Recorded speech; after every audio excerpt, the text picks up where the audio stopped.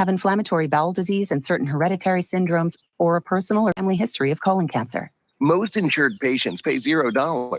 Ask your provider or an online prescriber if Cologuard is right for you, or visit Cologuard.com. I'm in. Airlines have just reduced their prices even more. Book 30 days in advance and save big. Want the absolute lowest prices on your airline?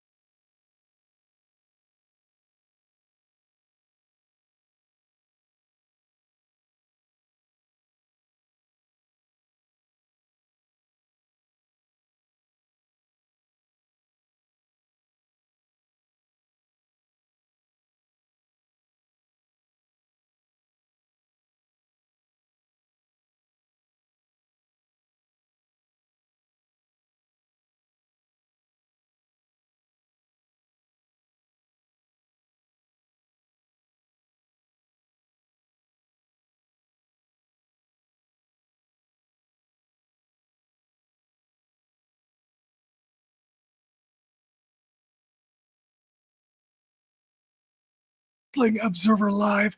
By the way, I'm also live on my YouTube channel. You can watch it free and live.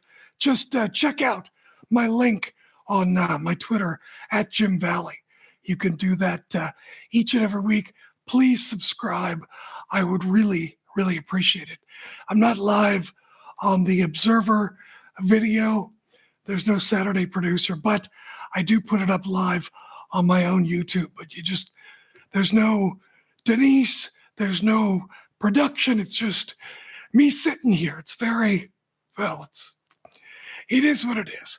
Either way, the show's growing. We have a new sponsor this week. This show is brought to you by Ugly Belts. Does your wrestling promotion have championships that all match or at least have some sort of cohesion? Well, then you need an ugly belt.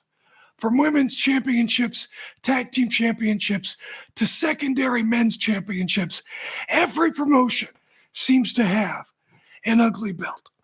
With oversized or weirdly shaped plates, hideous lettering, and poor design choices. Made from the finest materials, so they last long. Really, really long. Much longer than they really should. Get one for your promotion today so your fans can point and say, that's an ugly belt. Tell you what, these sponsors are just blowing up my show. My show is going to be soon all sponsors. And then I'm going to have a subscription service where you pay to hear the real content. That's the goal with these podcasts. That's the gimmick these days that I'm totally working towards. Hey, let's go to the phones. Let's go to Ryan in Cumberland. Ryan, what's on your mind today? I have a question about a picture that recently surfaced of Vince McMahon and a lady that he's going out to dinner with. Some people said she looked a lot like Dixie Carter.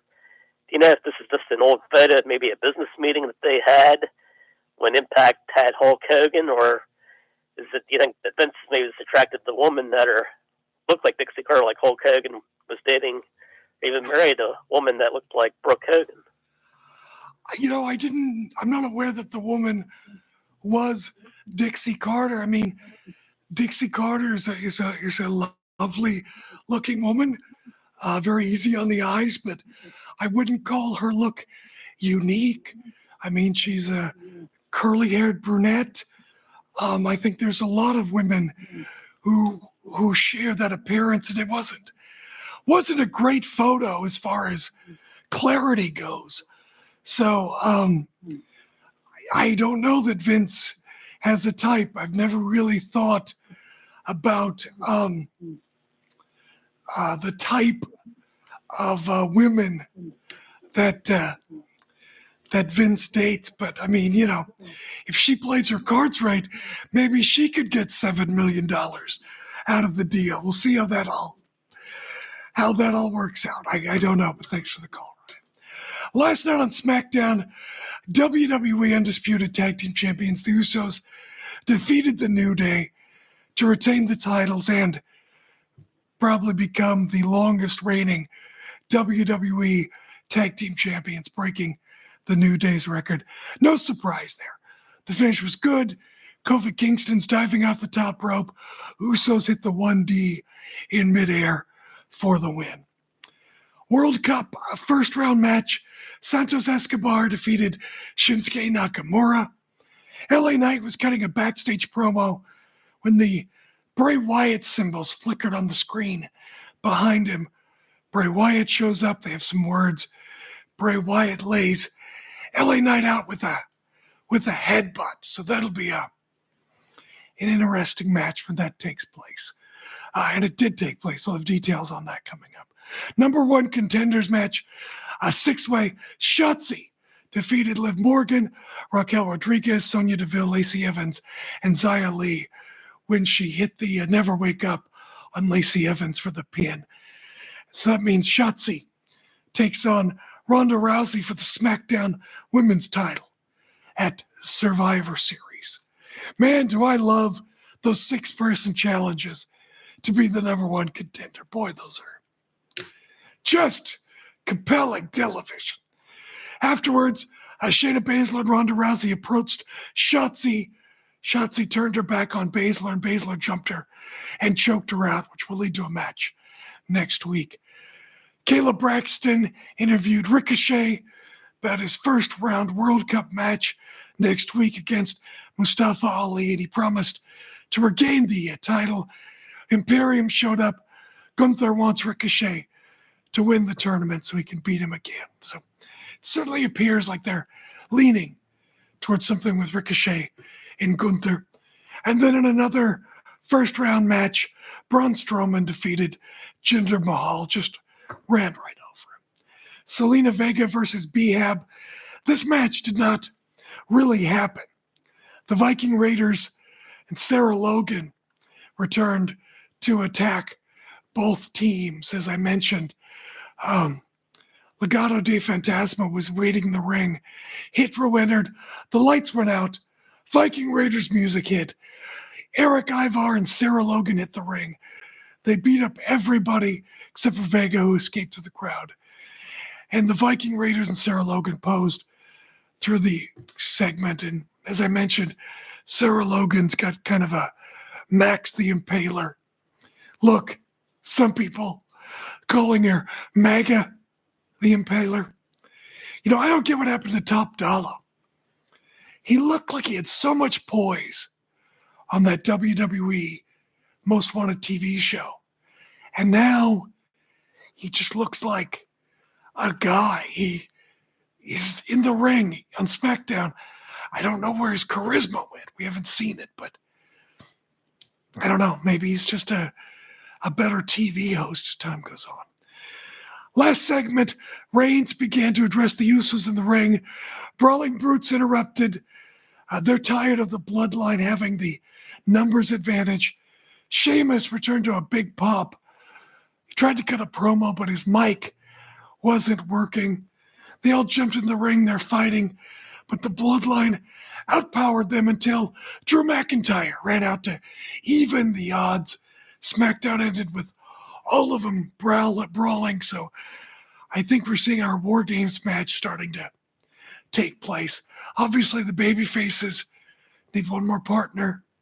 Maybe Kevin Owens? I don't know.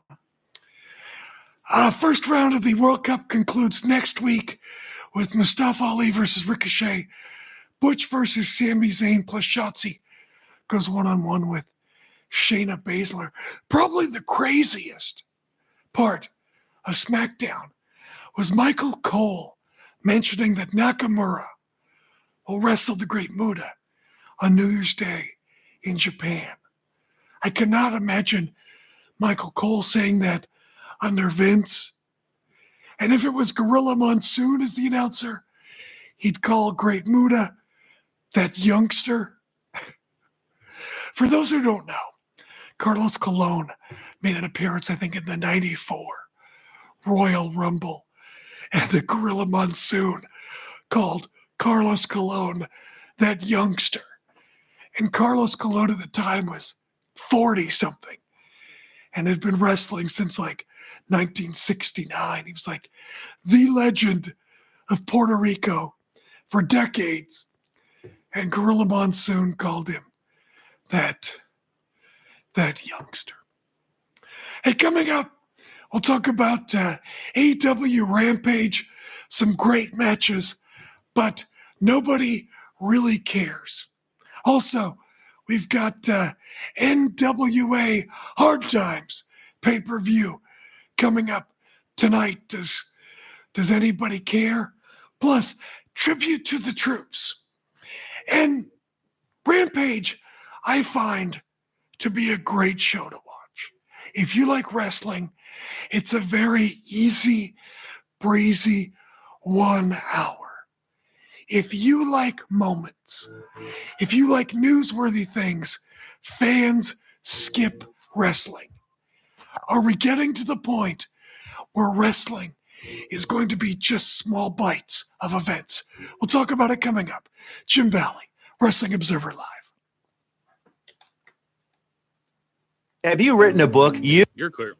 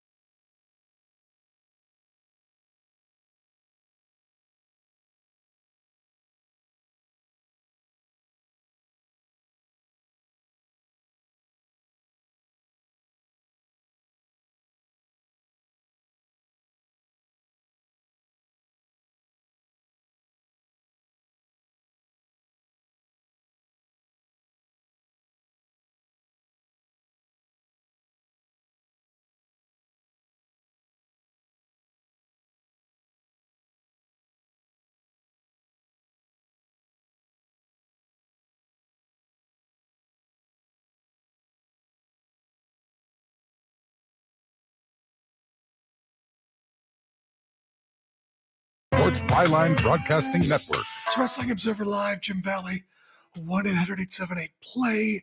Tweet me at Jim Valley. Check out my YouTube channel, Jim Valley. Please like and subscribe. NWA Hard Times pay-per-view coming up. But before that, Tribute to the Troops, 2002, taped in conjunction with Smackdown Friday night in Indianapolis.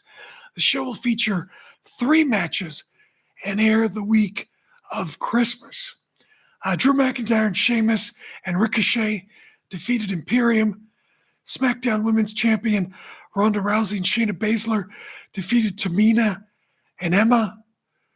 Not a good thing for Emma if she's already in that position on the card. And Braun Strowman defeated LA Knight. He said that'll be coming up, tribute to the troops.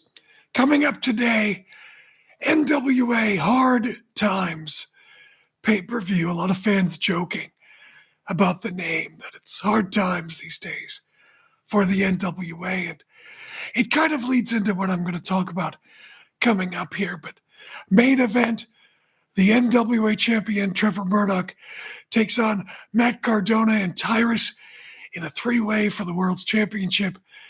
Camille and Kylan Lynn and Chelsea Green in a 3-way for the women's title. Scion and Dak Draper, also the Fixers, take on the Spectaculars. They've got a lot of 3-way matches on this show. Homicide versus Kerry Morton for the NWA Junior Heavyweight Championship. EC3 versus Tom Latimer. They've got the question marks in a mask versus mask match. NWA World Tag Team Championship.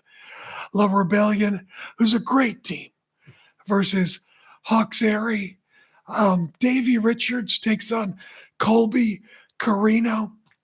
And then Max the Impaler with James Mitchell takes on Natalia Markova. So, I mean, you know, as far as indie cards go, it's got some talent.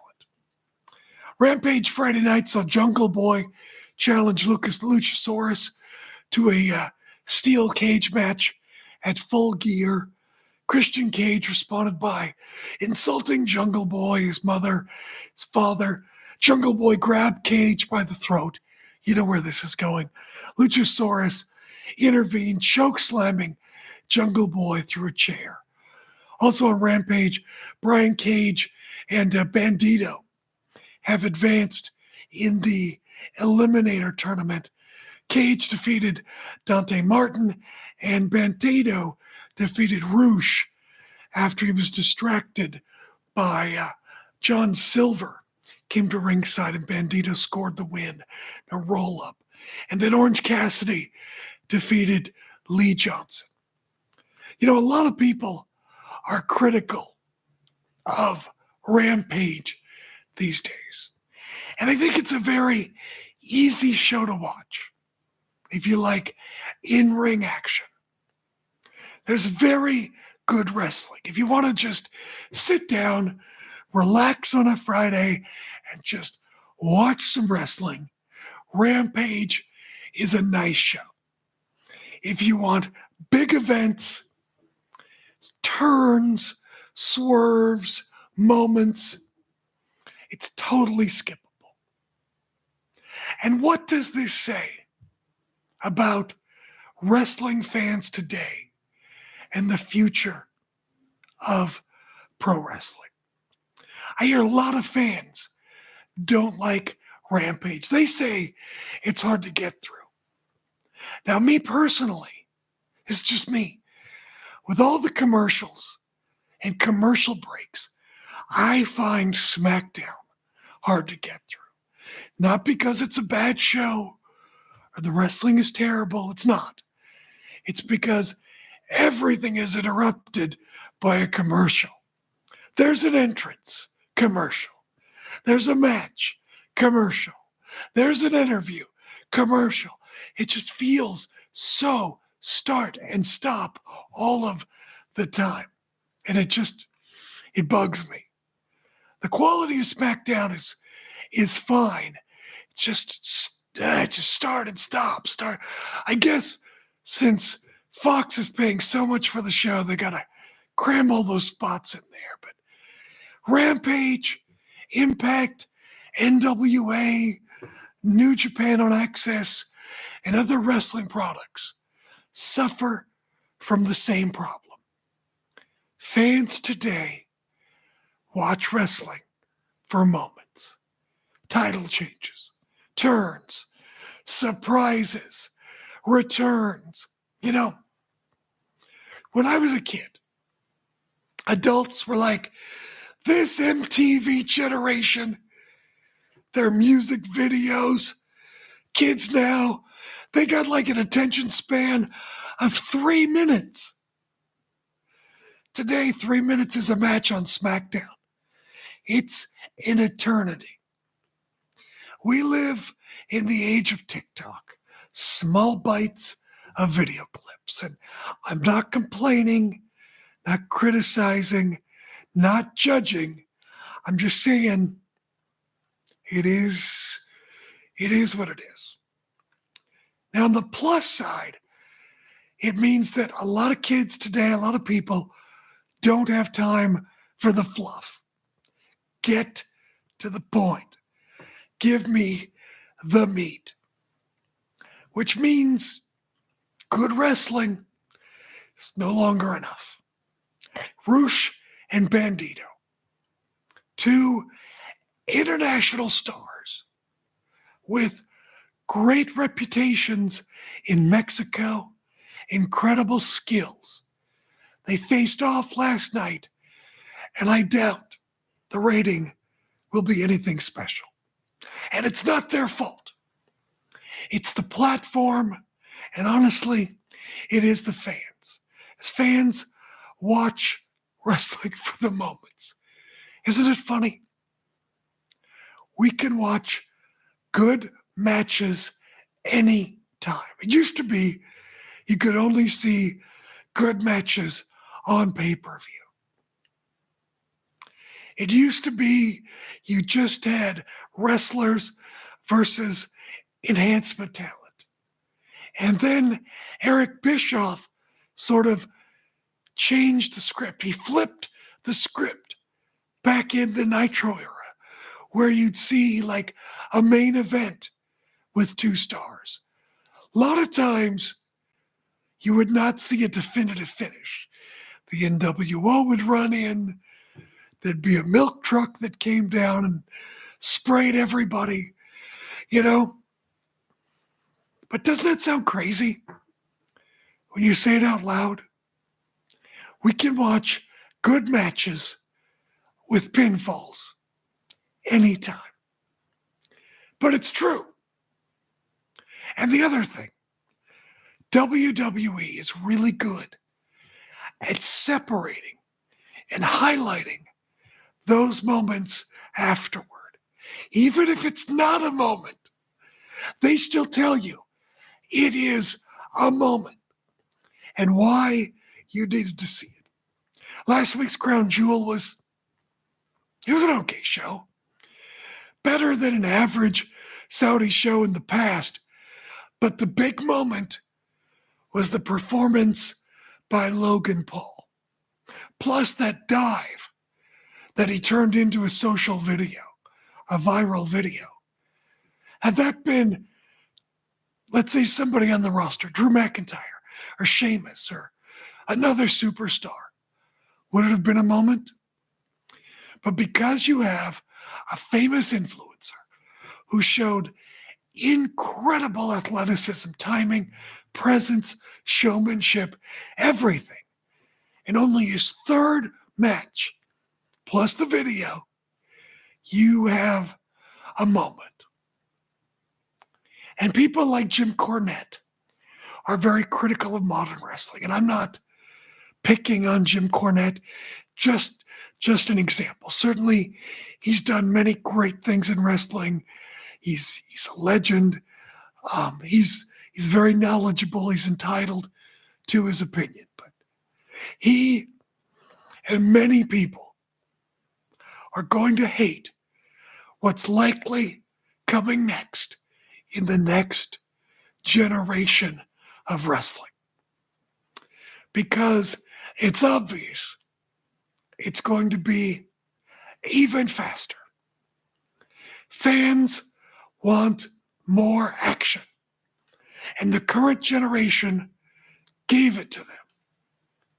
Now we are approaching Mach speed.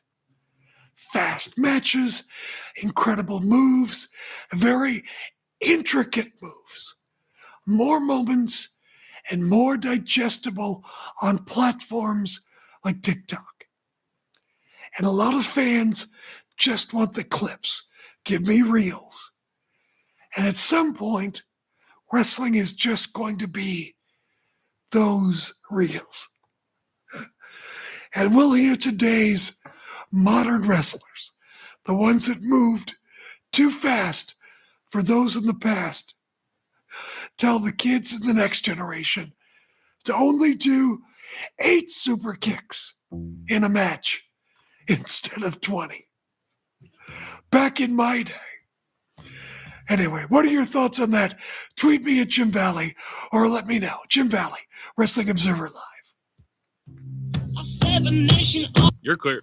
Thanks.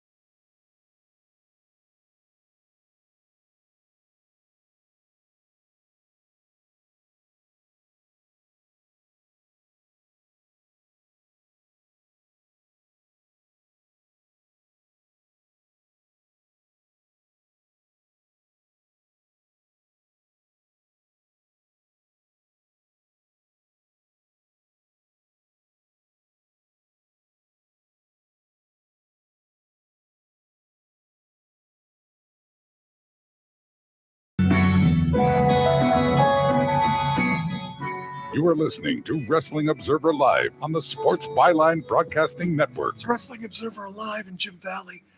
Checking my Twitter you can tweet me at Jim Valley. People talking about these moments, talking about AEW Rampage. Somebody says, I think the time slot plays into how people feel about it. They're so used to having important must-see shows in primetime slots.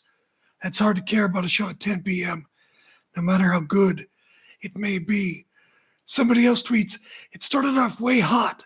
CM Punk return, saw the Pac Andrade match on the post All Out Rampage last year, and it was just a fun show that felt like it blew by.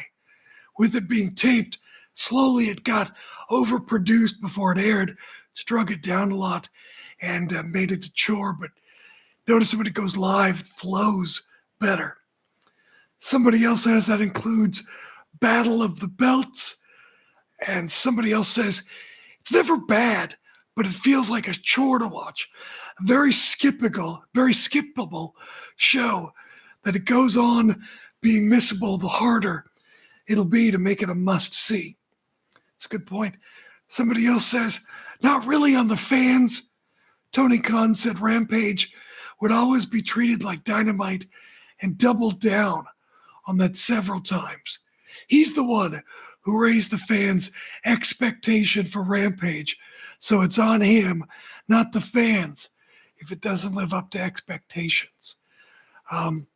Someone says when Tony booked actual people who could draw money on the show, it did reasonable numbers.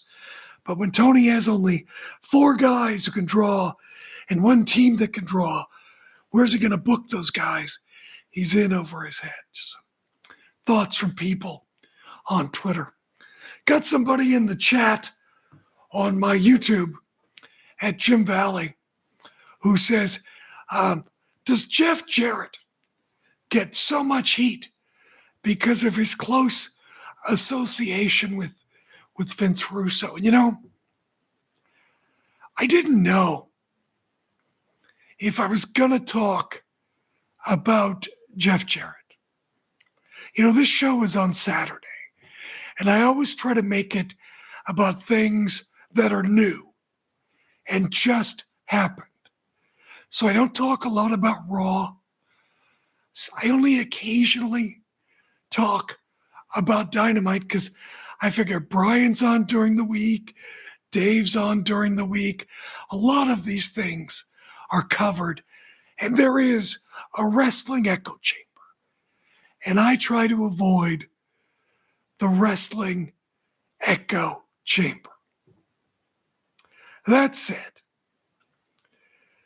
Jeff Jarrett has been something that has been on my mind, and maybe he's the exception to the rule.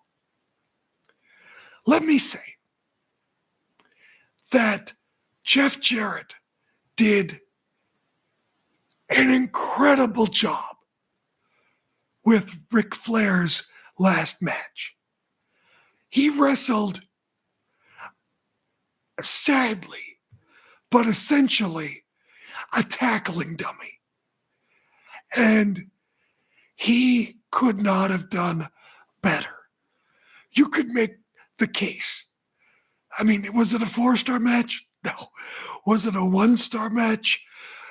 Not even that. But you could make the case, because Jeff was essentially wrestling a tackling dummy, that was the performance of the year and showed what a smart worker and what an incredible worker Jeff Jarrett was. That was a clinic.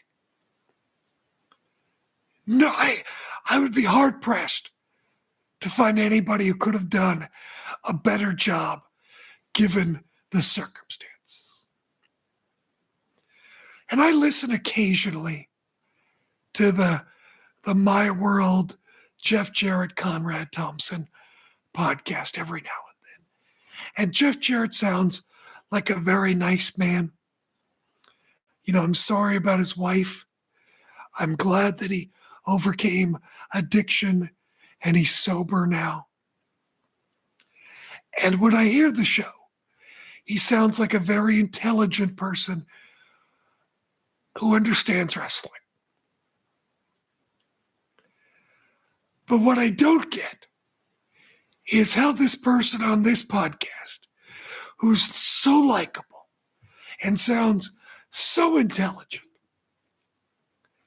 how does that mesh with the awful TNA product? How does the guy that sounds so intelligent not put the knockouts in main event positions when they were drawing the best ratings? How does that guy, who sounds so smart, why are there so many ridiculous decisions and angles and swerves and nonsensical things on TNA for so long? I don't get it. There's this weird dichotomy that I don't understand. What happened? For like a decade. And here's looking at maybe Sting wants to wrestle Jeff Jarrett now because he's older and Jeff Jarrett can help him. But I mean, there's plenty of young guys in the AW locker room who can create motion and have created motion for Sting. And Jeff Jarrett, the character, has lost plenty of matches. In kayfabe,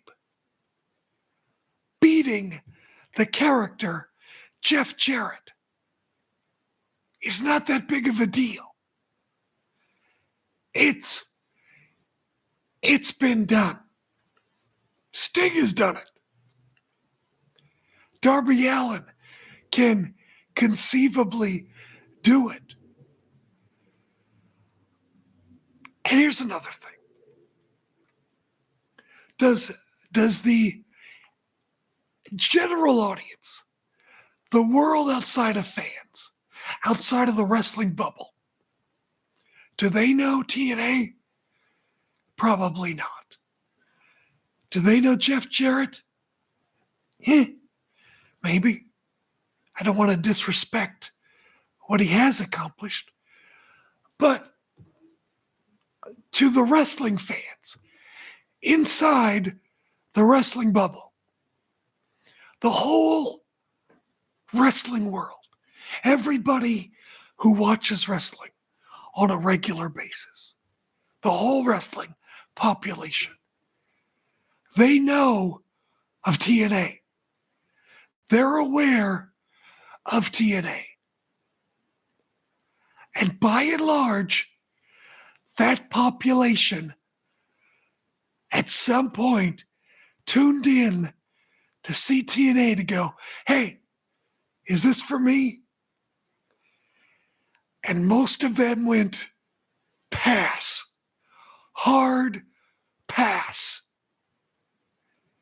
Because there were too many ridiculous things.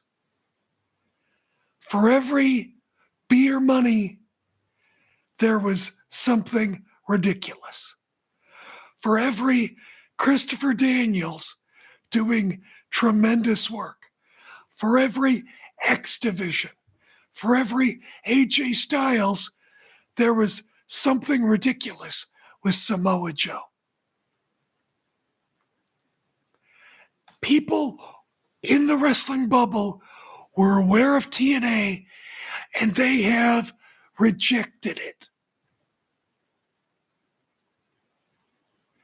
And that's why Jeff Jarrett worked briefly in GCW, because Effie beating Jeff Jarrett would have been a big deal.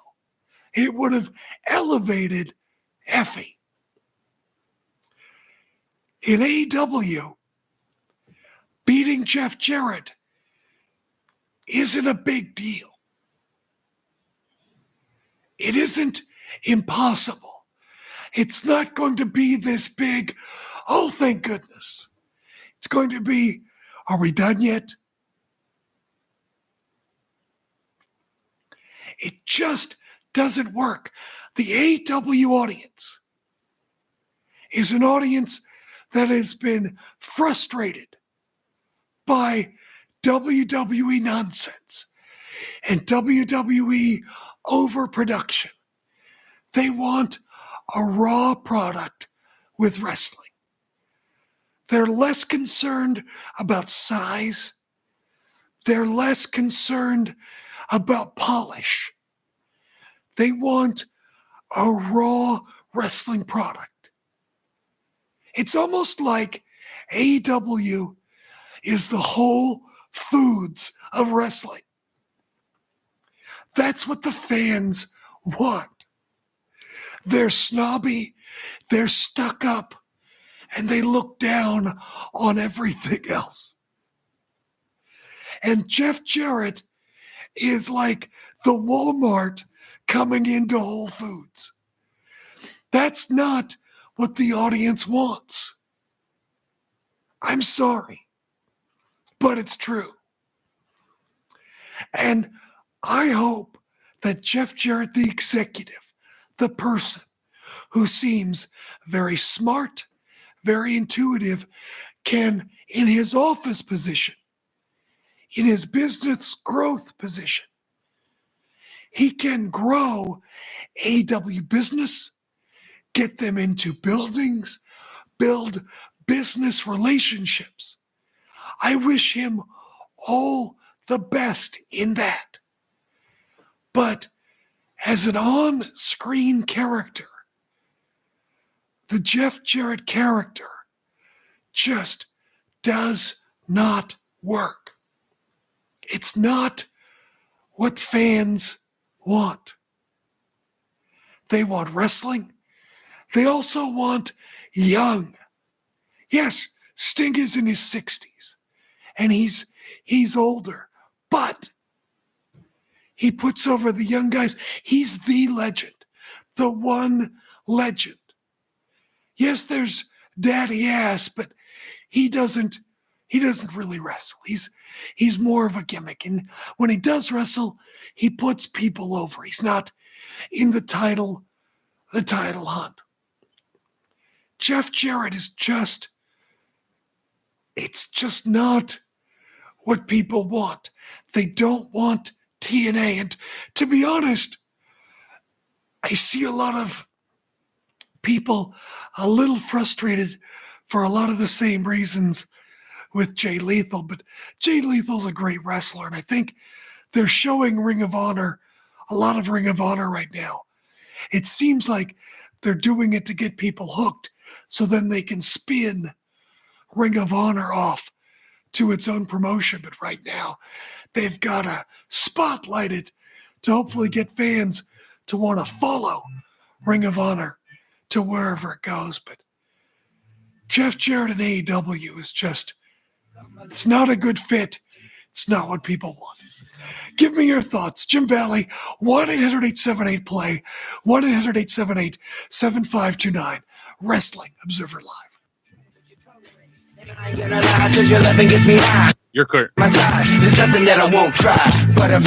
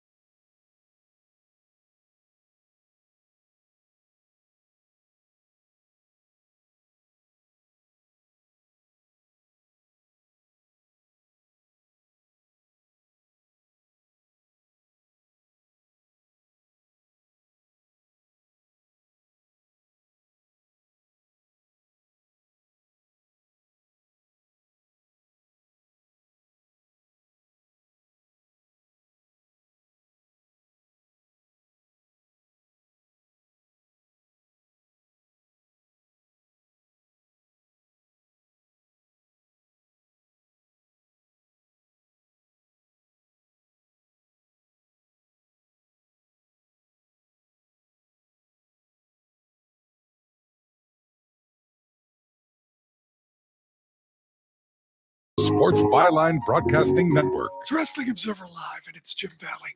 Somebody in the chat on my YouTube at Jim Valley, be sure to like and subscribe.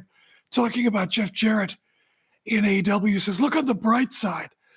Perhaps Jeff will convince Tony Khan to bring back the reverse battle royal. That is PTSD. God, they had so many. Sometimes just want to go to steal from the video game nerd, the angry video game nerd. What were they thinking? I don't know. Jeff Jarrett's not the worst thing in the world, but it's not the best. You know, I'm watching these shows, Tales from the Territory, and now Young Rock is on Friday night, so I got to watch that. And I got to say, the casting on these shows is incredible. Where do they find these people who look so much like these wrestlers? There's somebody else who looks like the Wild Samoans, or the Iron Sheik, or Mankind, or Steve Austin. I mean, who would have guessed that pro wrestlers with their unique, to say the least, and wild looks would have doppelgangers? And who would have thought those people, those poor people who look like 80s and 90s wrestlers, that would actually be a benefit for them and their careers? I mean, I know, like Dark Side of the Ring, they're kind of blurred and shaded, but still, it's remarkable.